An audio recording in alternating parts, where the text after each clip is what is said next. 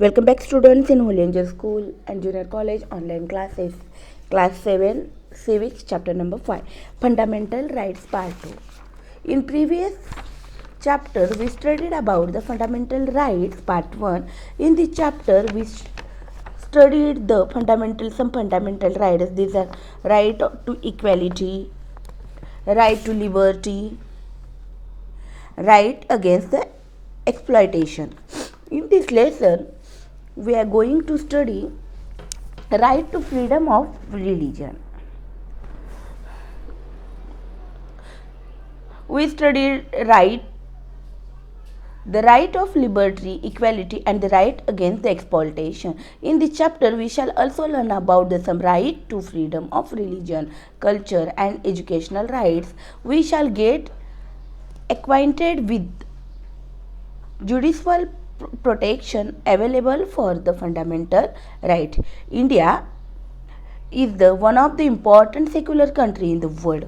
We have studied in the previous classes, but you must be curious to know what the Indian Constitution say about it, isn't it? It is included in our right to freedom of religion. According to it, each Indian citizen is free to practice any religions and to establish institution for religious reason. In order to broaden the scope of the right to freedom of religions, two things are not permitted. State cannot impose religious taxes that might be used to encourage a particular religion. That is, our constitution forbids religious taxes. Religious education cannot be made compulsory in educational institutions that receives aid from the state. Our constitution not permitted some religious activity like that the religious taxes that might be used to encourage the particular religion. That is, our constitution forbids religious taxes. Religious education cannot be made compulsory in educational institutions that receives aid from the state. Cultural and educational rights. We can see that there is a great diversity of food and ways of life in our country. You may have noticed the differences in the different wedding ceremonies that you attend. All these things are part of the culture of the different communities.